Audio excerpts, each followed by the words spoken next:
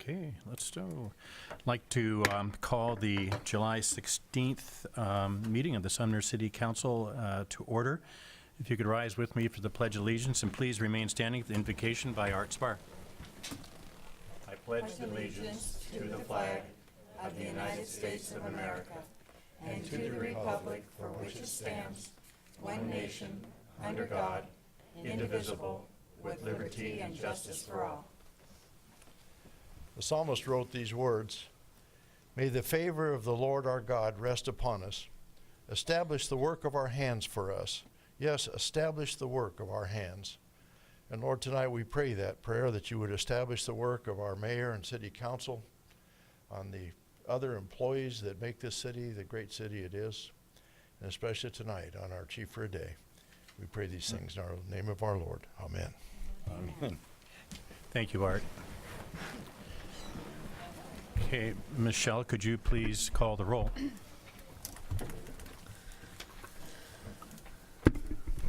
Potato, Here. Brown. Councilmember Brown. He's absent right now. Hayden. Here. Hochstadter. Here. Stewart. Here. Peterson. Here. Reed. And Councilmember Reed is absent. I did get an email from Councilmember Reed saying he would be unable to attend the meeting. So I would entertain a motion from any of you to excuse Councilmember Reed from tonight's meeting. Councilmember Hochstadter. Yes, I'll make the motion to excuse Mr. Patrick Reed from tonight's meeting. Is there a second? I'll second that. It's seconded by Deputy Mayor Hayden. All those in favor, please say aye. Aye. Those opposed, say nay. Okay, Councilmember Reed is excused. Exciting evening, one of the best proclamations to be had. So Chief Brad Mwerke, could you come forward and tell us who we're celebrating? Thank you, Mayor, members of council, our guests, and our staff here tonight. It is truly a special day in the city of Sumner, and particularly in the history of the Sumner Police Department. It's my distinct pleasure, and really, quite honestly, one of the greatest honors I have as your police chief is participating in the Washington State Criminal Justice Chief for a Day event. It's a unique program. It's all about celebrating the lives of children who have been diagnosed with a chronic or life-threatening condition.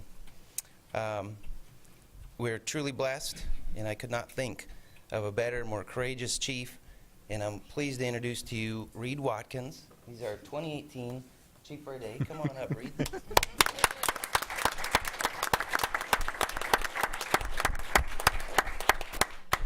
Reed just turned 8 years old, June 4th.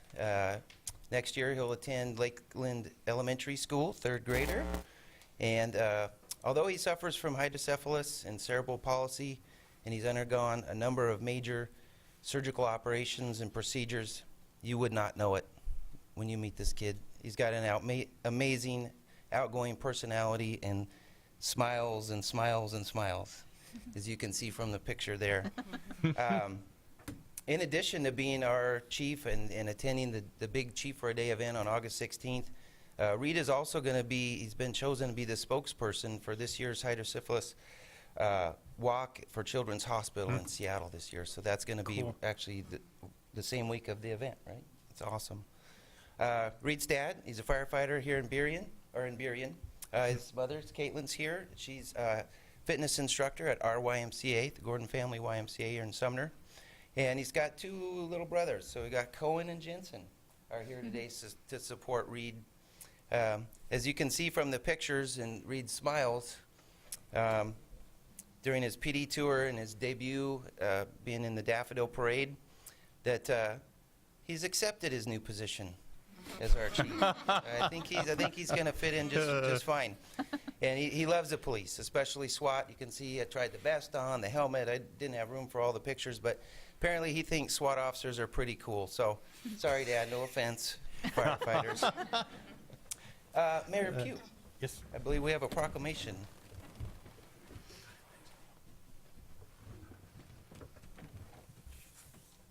He's gonna read this. Okay. How are you? Okay, this is a proclamation of Chief for the Day. Whereas Chief for a Day is a statewide event celebrating the lives of children who have been diagnosed with a chronic or life-threatening illness. And whereas the Washington State Criminal Justice Training Commission hosts the statewide Chief for a Day event consisting of a motorcade, a swearing-in, a lunch, and a day of celebration on August 16th, 2018. And whereas the City of Sumner and the Sumner Police Department, in conjunction with local businesses in our community, recognizes the importance of demonstrating the care and concern for these extraordinary children and their families. And whereas the Police Department of the City of Sumner has adopted 8-year-old Reed Watkins as its Chief for a Day 2018. Now therefore I, William L. Pugh, Mayor of the City of Sumner, do hereby proclaim August 16th, 2018 as Reed Watkins Chief for a Day in the City of Sumner. Congratulations.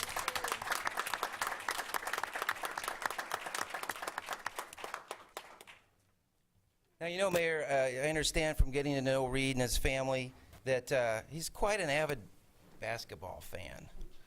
You know, he didn't grow up around the Sonics, but I understand that him and his dad are holding out that Seattle will someday host the Seattle Sonics again.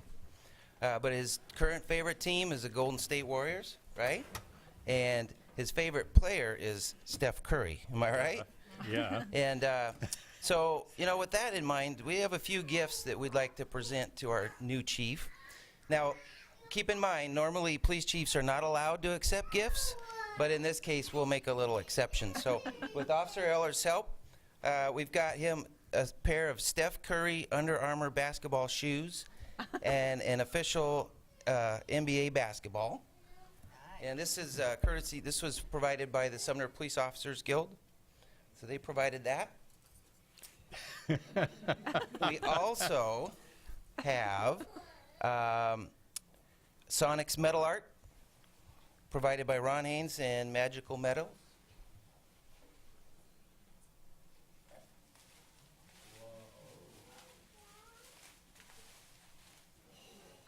Oh, That's cool. that's really cool. Yeah. You're welcome. And we've got an autographed Slick Watts poster. He was 1975, 1976 Supersonics All-Star.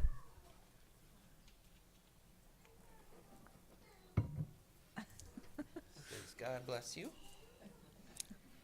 And Wow. and that was from David Dugan, who's sitting in the back row. And David has essentially a lifelong collection of Sonics players cards. There's literally hundreds of these cards. Wow. Wow. It's just amazing collection. That's cool. That's a lot of cards. You're gonna have a lot of collection there. So that's for you to be our chief, and we're honored to have you. There's many more things we have in store for you. Some great, outstanding support from the city here. These officers are here supporting you. And our businesses in town, we've got trips planned, and of course we've got the big day of the event on August 16th. So thanks to Officer Eller for coordinating this year, and we've got a lot to look forward to, and I'm just so grateful that you're our chief. Hey, Chief, Yeah. could Karma get a picture of Oh, yes. all the uniformed officers and Sure. our newest uniformed officer? See, one had to run away to a call.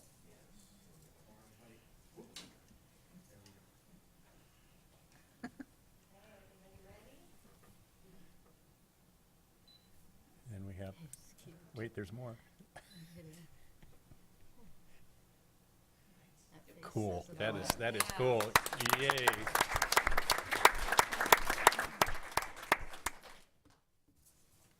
So we're going to spend some time with the family too when we wrap up things here today. But you know, it's called Chiefs for a Day, but it's really much more than that. It's the other events, the parades, the business visits, and then the big day of the event. But really, the idea is to build lifelong relationships. And over the years, we've had some amazing opportunities to sponsor some courageous chiefs. Sometimes we've been able to stay connected to our chiefs, and sometimes we drift apart due to circumstances in life. I had one such occasion back on June 13th. I was contacted by Shirley Delarme. She's here with us tonight. And Shirley is the mother of Ethan. We sponsored, John Galley was chief in 2010, and I was assistant chief. And together we sponsored Ethan for the 2010 Chief for a Day event. And Shirley got a hold of me on June 13th, and she said, hey, Ethan's, having some struggles, and, it meant so much for him to be part of your program. And so we got to talking, and I thought it was very fitting tonight to introduce Shirley to tell a little bit the story about Ethan, and I've got something to present to her as well. Shirley? Thank you, Chief, and thank you all of you for having me here today. Ethan was born with a congenital heart defect. Hypertrophic cardiomyopathy is what it's called. It means that the tissue of his heart was very thick. And they expected heart failure pretty early on, but they managed his disease really well, and he's lived to be 20. He's 20 now. What they did expect is that he'd have a cardiac arrest somewhere along the line. So when he was a student at Daffodil Valley, he carried an automated external defibrillator with him until he had an implanted defibrillator. Never had one of those big events until January. In January, he was in hospital to have surgery, a myectomy it was called, to reduce the size of the thickness of his heart. It was a very successful surgery, but 3 days later, he had that cardiac arrest. He would not have survived it if he had not been in Seattle Children's Hospital at that time. And they took marvelous care of him, but it's been a very long 6 months, still termed a heart failure patient. After that cardiac arrest, he was on the heart-lung bypass, and then he was on a total artificial heart for 4.5 months, which is basically a pneumatic pump operating as a heart. And then on the day before I called the chief, on June 12, he had a transplant, a heart transplant. So 5 weeks tomorrow. His heart will be 5 weeks old tomorrow. He's still in a lot of trouble because through all of this, his kidneys have failed, and so he's now on dialysis. And when you spend 6 months in bed, you get pretty weak, and so he has a lot of work to do to come back, but he's on fewer and fewer medications every day and is able to do more and more every day. We're hoping next week or the week after maybe we can get him out of bed again and keep moving. So participating in Chief for a Day was significant for Ethan. He really enjoyed participating in the events. Those are his cousin and a friend, 2 cousins and a friend in the lower right corner. I was talking with Ethan about the program the other day, and after sleeping for a while, you have to keep in mind that he's a little delirious, having been in ICU for so long. But he said, when I leave the hospital, do you think they'll give me a motorcade? So I thought, I don't know about that, but it was part of the good memory that he had riding in the police car as part of the events for Chief for a Day. He has fond memories of the things that he did. He has fond memories of wearing that uniform. And over the years, we've talked about framing the uniform. He asks me about that periodically. Can we frame the uniform so I can hang it on my bedroom wall? And yeah, we can do that. We can get around to doing that sometime. So I'm proud of Ethan. It's been a really hard journey for him. It's support with things like this that has made it possible for him to keep on going despite enormous odds. And I think he's got a chance to continue to make his mark on the world. And Reed, I know you have a chance to make your mark because you're already making it as the hydrocephaly spokesperson, and I'm proud of you, and I don't even know you. So when you're in Children's Hospital, if you get a chance to say hi to Ethan up in his room, give it a try. But have an awesome day on August 16. Enjoy every minute of it. Thank you. Wow. So when I heard spoke to Shirley and heard her story, and I was just moved by the courage of this young man. And talked to John. I said, "Do you want to? I think we should do something and memorialize and honor his time as chief for a day." And he said, "Absolutely." So Shirley, we'd like to present to you Ethan's shirt. That is awesome. And she'd also mentioned that Time ago.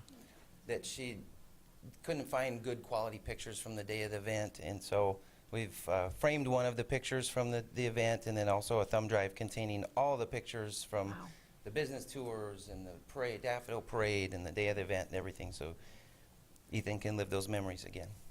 Thank you so much. This will mean a lot and be part of his healing. Thank you.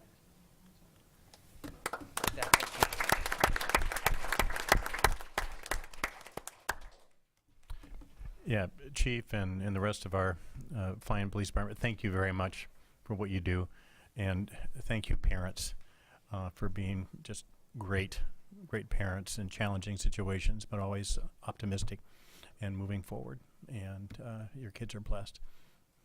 So thank you very much. Okay, with that, let's move on to the consent agenda. And Michelle, could you please read that? Item 1, approval of the regular council meeting minutes of July 2nd, 2018 and July 9th, 2018 study session. Item 2, approval of the 2018 business claims in the amount of $2,155,570.98. Voucher numbers 101184 through 101309.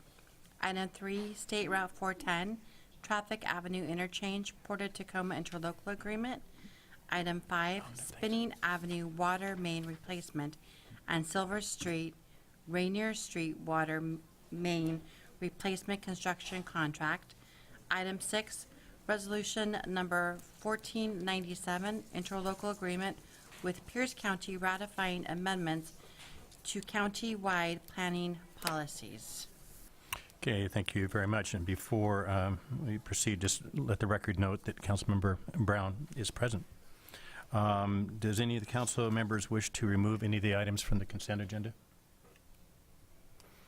Okay, that being the case, could I have a motion and second to accept the consent agenda? I move to accept the consent agenda. Okay, it's been moved by Councilmember Peterson And I'll second that. and seconded by Councilmember Hochstetter to approve the consent agenda. All those in favor, please say aye. Aye. All those opposed, please say nay. The ayes have it. Thank you very much. And now we'll move on to public hearing. And this will be on Agenda Bill 18-130, ordinance number 2652, adopting the Sumner Pacific Manufacturing Industrial Center sub-area plan. And I would call on Senior Planner Eric Mendenhall. Eric. Thank you. So I am filling in for Ryan this evening, and he's asked me to cover this subject for him. In 2016, the Puget Sound Regional Council approved the Sumner Pacific Manufacturing Industrial Center.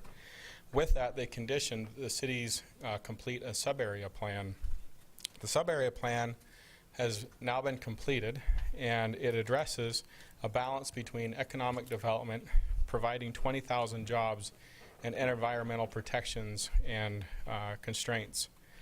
With this designation, Sumner is able to better compete for regional transportation funds and statewide transportation funds.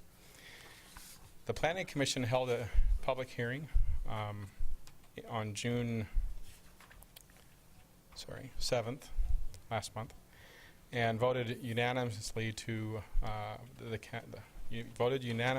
in recommendation for the council to approve the proposed sub-area plan and comprehensive plan amendments. I'd be happy to answer any questions that the council has. Okay, before you do that, let's open the public hearing. So if there's any questions the council has, they could ask them. Okay. Hearing none, there's a sign-up sheet. It is blank. Nobody signed up. But doesn't mean you can't come up here and comment on it if you have a burning desire. So anybody want to comment on the Manufacturing Industrial Center?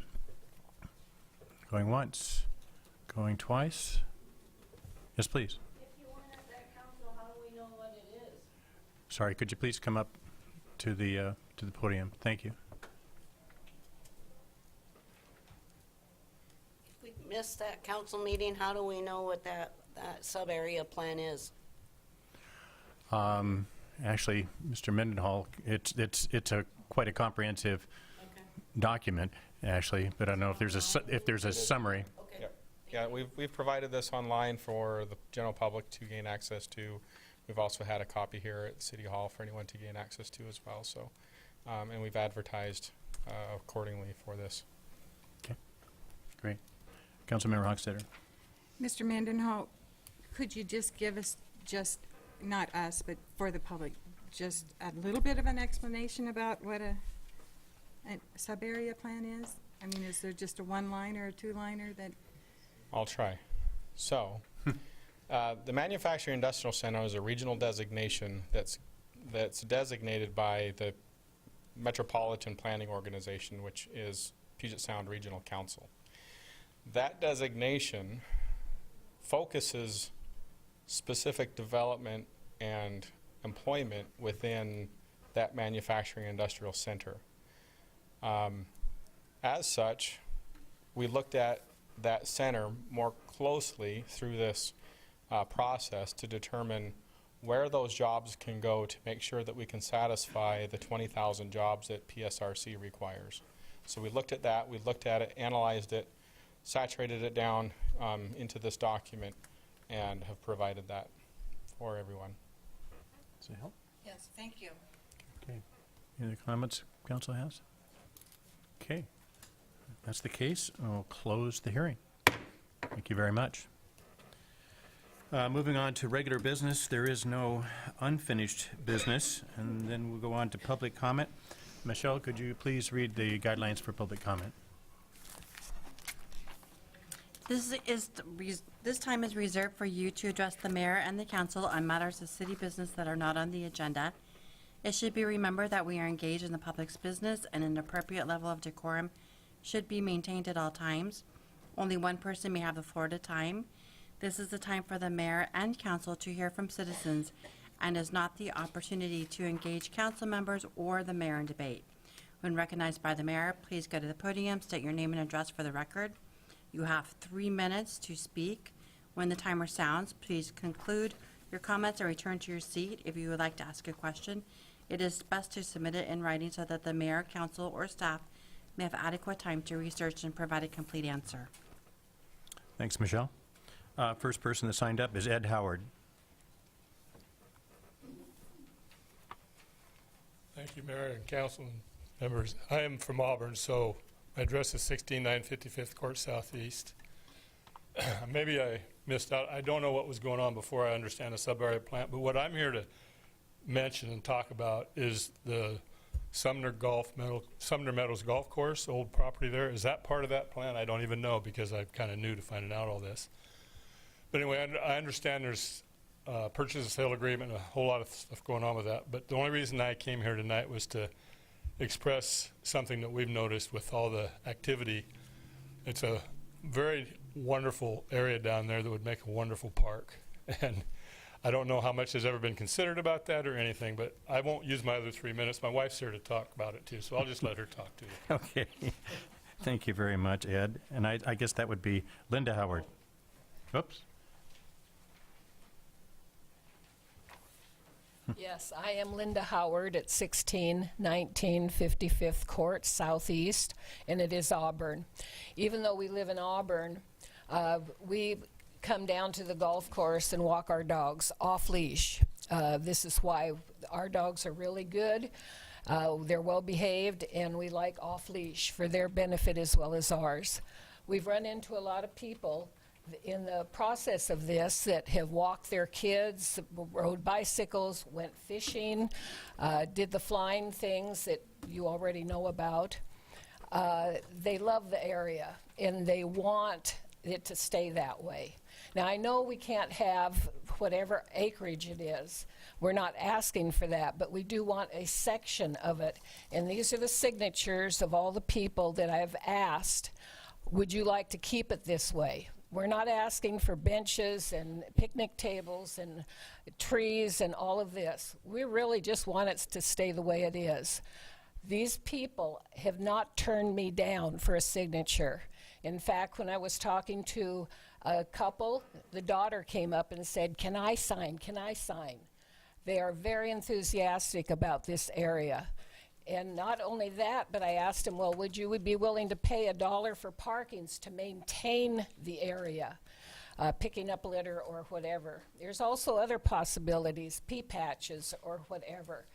And I only have 3 minutes, so I just want you to consider this. Call these people, talk to them, see what they have to say. Again, we're not asking for the whole area. That's unreasonable. But a certain amount of it would be great. Thank you for listening. Thank you very much. Does You can actually give that to Michelle. Thank you. Okay, next person signed up is Jolene Peterson-Jones.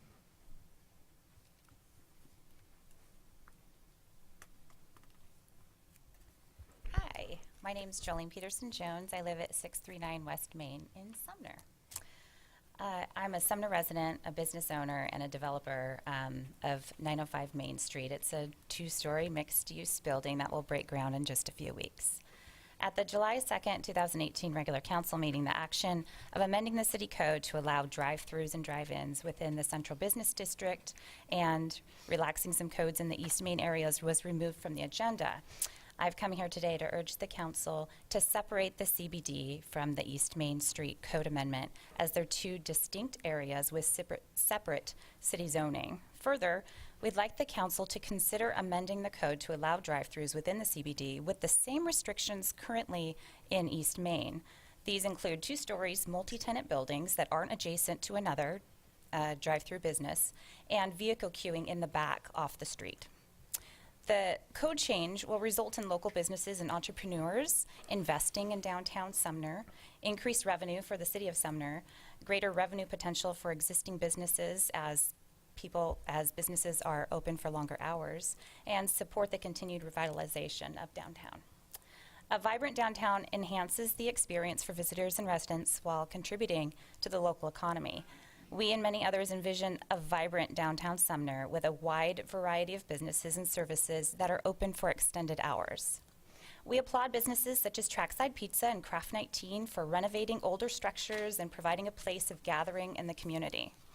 In addition, the Downtown Promotion Association is working to enhance downtown with revitalization, beautification, and a cohesive marketing approach to bring more people downtown.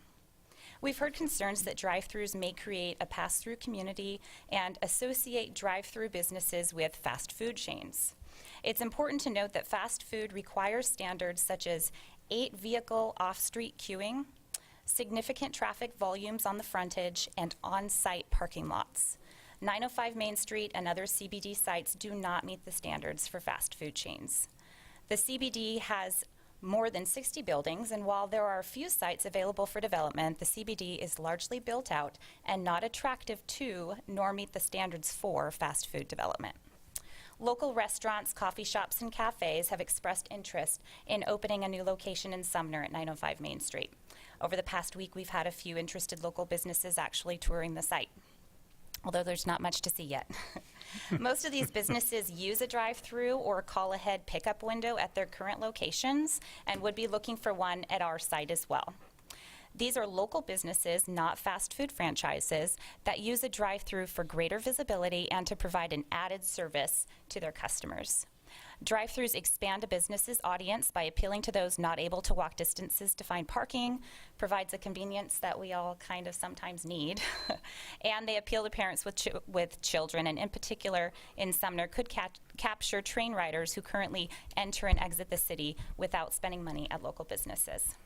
I heard my time, so I'll wrap the up. timer went, Jolene. Yeah. So we ask that you separate the code amendment for the CBD while maintaining stringent design guidelines and standards for development. Okay, thanks, Jolene. Okay, next signed up, Randy Heineck.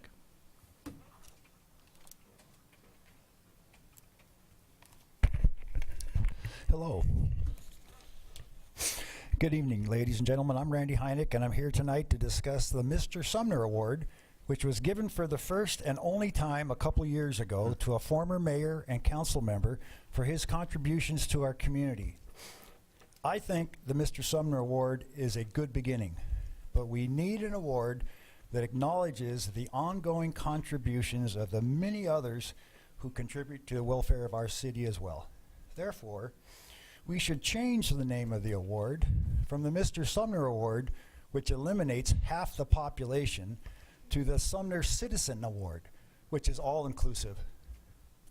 Looking back 40 years, there is a power couple in Sumner who have given more of their time for the benefit of others than anyone else I know.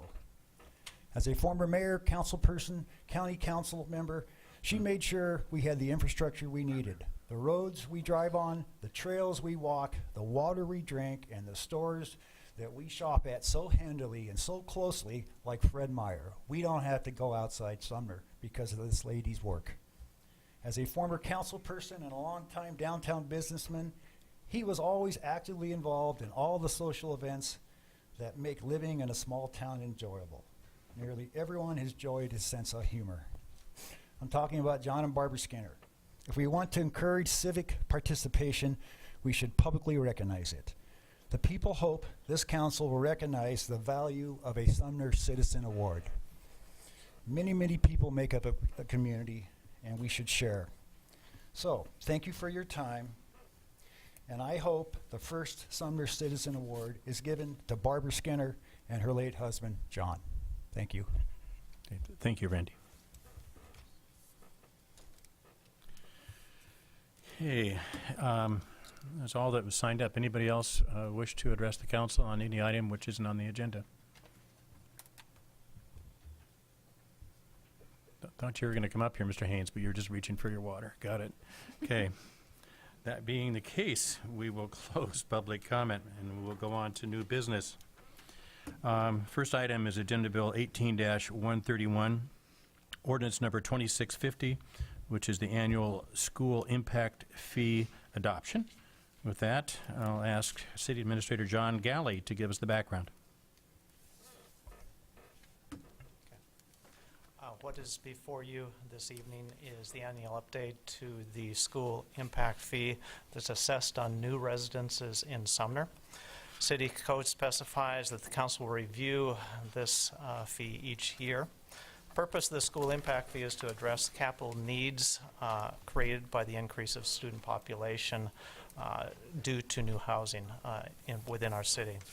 Each year, the district prepares a capital facilities plan, which attempts to predict facility needs district-wide based on assumed population increases, and which supports the imposition of the fee. Since we don't have a formula stipulated within our code, our practice has been to adopt increases consistent with Pierce County for the Sumner School District, which is increased annually based on CPI. Staff recommends adoption of a fee for areas within the Sumner School District of $3,485 for single-family residents and $1,772 for multifamily residents. Again, this would apply only to new construction of residences. Okay, before we go on to questions, would entertain a motion and a second to adopt this particular item, and the motion and the second motion anyway should be very similar to what's listed in your agenda bill under staff recommendation. That's a hint. Councilmember Botetto. I make a motion that we adopt 18-31 ordinance number 2650 annual school impact fee adoption. Is that? Actually, it was, if oh, you're on a different page. going to your agenda bill, and I hate to be specific here, but It has a page number. right on page 18 of your agenda. Oh, the staff recommendation. Right. Move to adopt ordinance number 2650, amending the Sumner Municipal Code and updating school impact fees for areas within the Sumner School District boundaries. Thank you very much. Do I get a second? Yes, I'd second that. Seconded by Councilmember Hochstetter. Okay, questions the council has of Mr. Galley? Comments? Councilmember Hochstetter.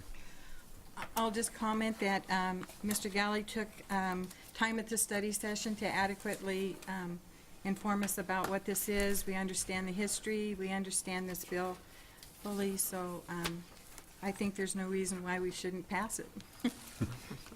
Other comments? Councilmember Brown. Yeah, Mr. Galley, would you briefly state what an impact fee contributes to or does?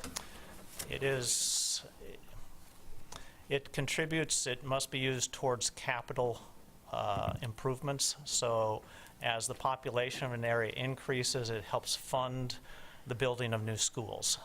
It's not going to cover it entirely, but that money will go towards improving the facilities that house those students. All right, so it really has nothing to do with streets or sidewalks. We are just the collector and the distributor of the funds. Yes. Yeah. Okay, thank you.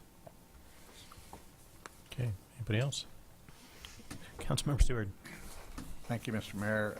Mr. Galley, we know the answer to this because we discussed this in study session. Would you elaborate a little bit on who pays this and when it's paid, and does the impact on, say, a new homeowner? Sure. It is assessed on only new residences. So in the case of a house, when it's built, once that house is purchased, it would be paid. It can be deferred to the point of occupancy. So we do have a provision in our code for that.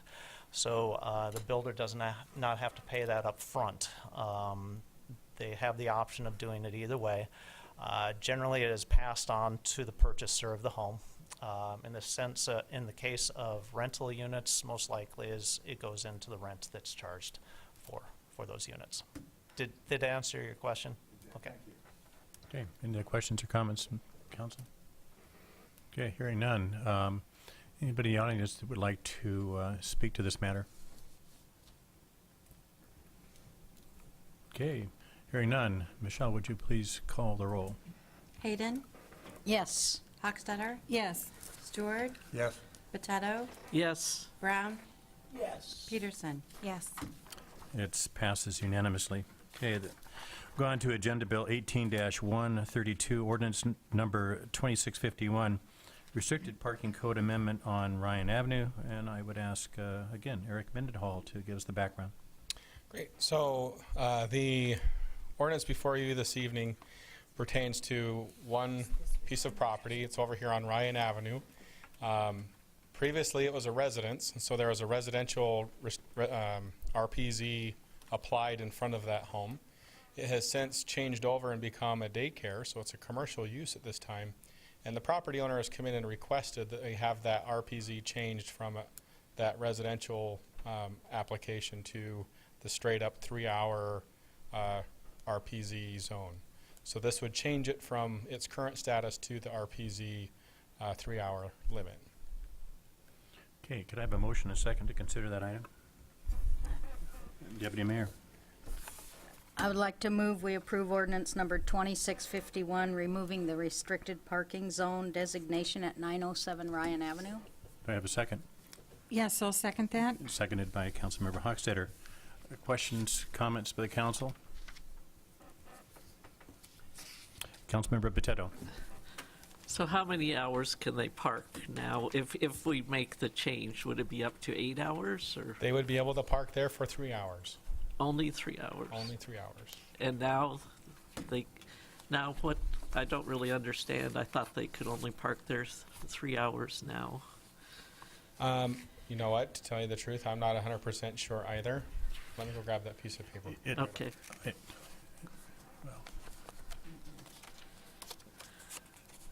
meant to bring it up with me. Mr. Mendenhall didn't have to do with the fact that it's a residential parking zone. In fact, that you could have people parking there all day and Yes. then not allowing access to the business. So making this change and allowing for 3-hour parking gives them the 3 hours that they can park in front of their business. So like out in front of City Hall, it's the same way. We don't have anyone that can park with their sticker out Right. front. It's a 3-hour limit. Yeah. It would be the same applied there, whereas in front of the residences, they can have those stickers and park there all day long. Okay. Thank you. Bill. Councilmember Stewart. Thank you, Mr. Mayor. Mr. Mendenhall, I'm somewhat concerned that it looks like we're giving special treatment to one resident, one piece of property. Is this something that's going to set a trend? Well, it changed use from a residence to commercial, and there is commercial adjacent to it, so it's just moving that line. The residences that are around are retaining that residential parking option, are all within in their frontage. It's just because of the change of use from a residence to commercial, that application in front of that property is changing as well. Does that make sense? So if it was to change back to a residence, I guess they could petition and have that changed back to the other zone. Okay, yeah, that helped a little bit, but the concern I have, I guess, is more general in the fact that if someone wants to petition to change something in front of their house, can they go through this process? They could. Everyone's able to petition and ask for whatever they'd like. It would go through our CD director, Ryan Windish, and he would probably make a determination before it gets to you as to whether it's appropriate or not. Okay, thank you. Councilmember Peterson. Yes. I think that's a really great question. And the way that I looked at it was that it's a great indication of the city we live in, that there's agility to be able to be flexible when things do change, as opposed to like Chicago, where it would take a lot to move something like that. So yes, I hear the concern, but I think in these types of cases, we want our citizens to be able to have a voice and be able to come to the table and say that. Not that you would ever not want a citizen to have a voice. It wasn't what I was implying, but that's how that was my take. Okay. Other questions, comments of the council? Okay. Anybody in the audience that would like to speak to this issue? Okay. Hearing none. Michelle, would you please call the roll? Hayden, Yes. Hochstetter, Yes. Stewart, Yes. Potato, Yes. Peterson, Yes. Brown. And it passes unanimously. Okay, go on to the third item under new business, which is Agenda Bill 18-133, Resolution Number 1498, Washington State Department of Natural Resources Grant Acceptance. And I would call on Public Works Manager Derek Berry. Good evening, Mayor and Council. I'm Derek Berry, your Public Works Manager. I'm here tonight to ask for your acceptance of the 2018 Small Community Forestry Assistance Grant from the Washington State Department of Natural Resources. The city applied for this grant to update our tree inventory, to purchase software, and to help analyze and track and maintain our trees. We can also use this software to schedule maintenance. The grant provides $15,000 for reimbursement for the purchase of the software as well as the tree inventory. Staff will be trained on this new software. As part of the acceptance, staff will be required to submit biannual reports to DNR and create a management plan. So what I'm asking tonight is your approval of the Resolution 1498 accepting the 2018 Small Community Forestry Assistance Grant. Do you have any questions? Okay, before you get to that, could I have a motion and second to adopt this particular item? Yes, I move we accept Resolution 1498, accepting the 2018 Small Community Forestry Assistant Grant.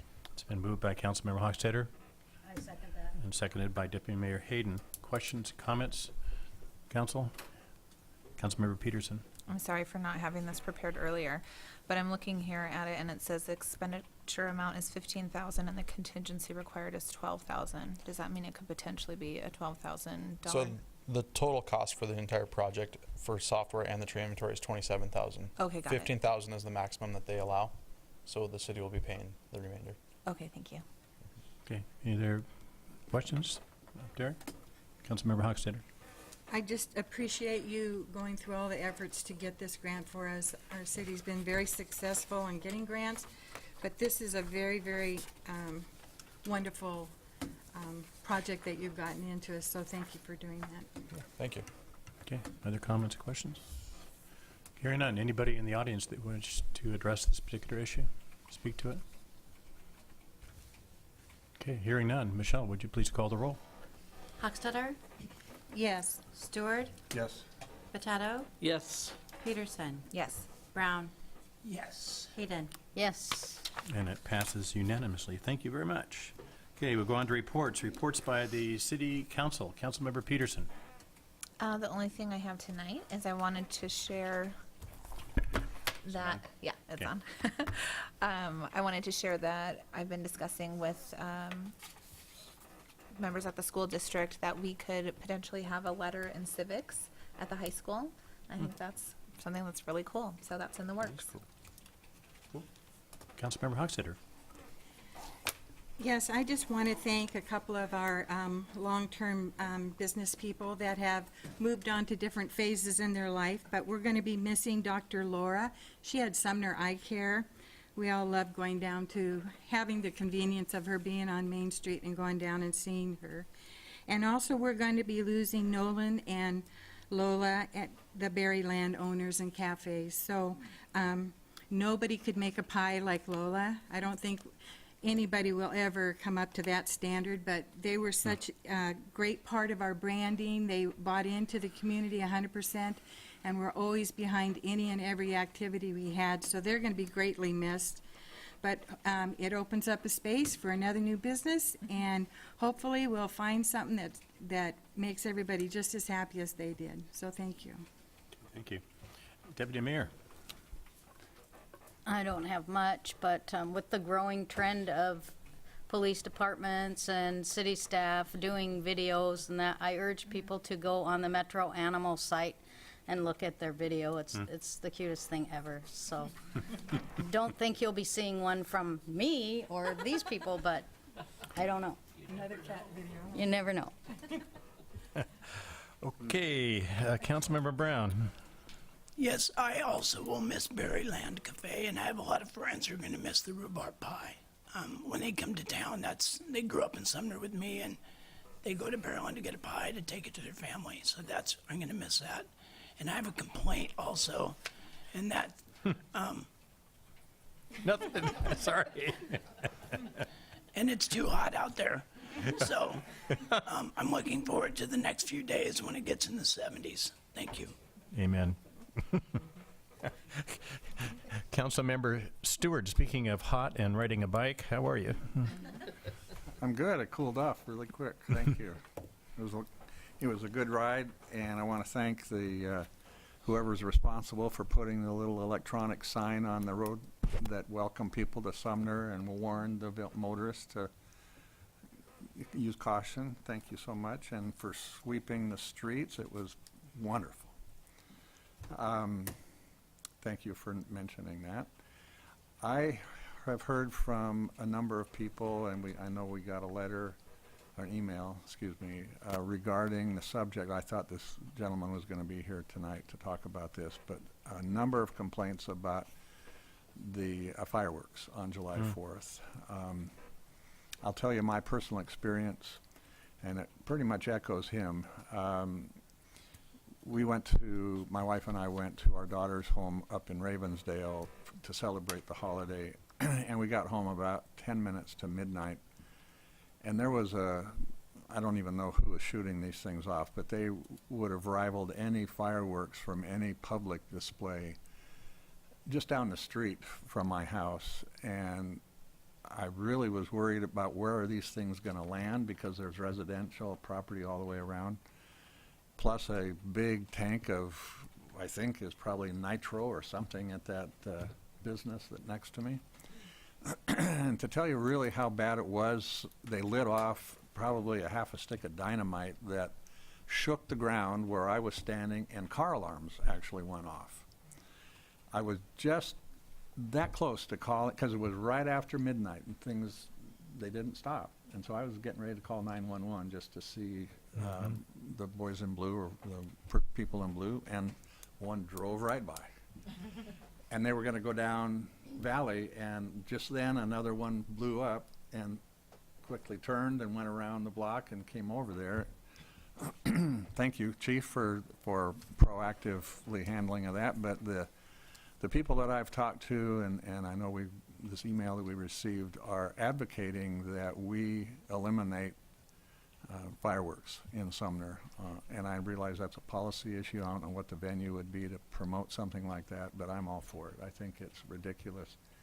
They're not sparklers anymore or little finger poppets. They blow up a house if they, I mean, this guy compared them to being in Iraq, and where people love to blow stuff up. Anyway, I think we really need to do that. Thank you. Okay, thank you very much. Okay, Councilmember Viteto. Just a couple things. I like Randy Heineck's idea of a Sumner Citizen Award, and I think that'd be great because there are so many people in this community that volunteer and or even the businesses that help make Sumner a great place to live. And with the hot weather, and I was at the vet today, so very aware about dogs. So please, even though your dog may love riding in the car with you, do not leave them in your car because that's just a death trap for them. So just be kind and leave your dog at home. So anyway, thank you. Okay, thank you. Mr. Galley.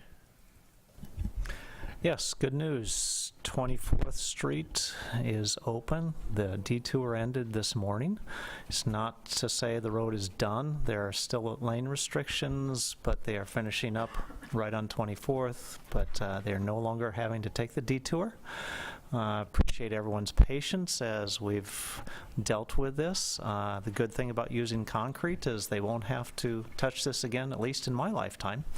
So there is good news. God, I wonder if we can make something happen. I don't know. Okay, thank you, Mr. Galley. Filming. Carmen says we're going to be filming a promotional video around town on July 26th and 27th. So if you see somebody out there with a camera, and videoing things, smile. Show what a great town, we have. And I guess in a few months, Carmen, we'll see what they come up with, right? Cool. In terms of events, we're a small town, but we got a whole lot going on. We didn't have a really good start to Music Off Main. There was this little downpour that happened, and so we lost our opening act. But they'll be back hopefully in August. It continues this Friday with North of 50. This Friday, I was trying to figure out what North of 50 was, and I was looking at the age and stuff, but I guess it's north of the 50s decade in songs that they play. So I guess I probably would have to start up a North of 40. But anyway. And then the Shy Boys, and then the following Friday. And then it'll move on to, in August, Movies Off Main, begin Fridays. And then Rhubarb Days returns August 4th, 5th with, you guessed it, rhubarb, donuts, music bingo, and lots more. This weekend, Relay for Life is at Sunset Stadium. And just as a reminder, because people usually had the Relay for Life and then we had the golf tournament at the same time, but that has been moved to September 21st due to a scheduling conflict. And that's all I have. There is no executive session. So with that, we will call this meeting adjourned.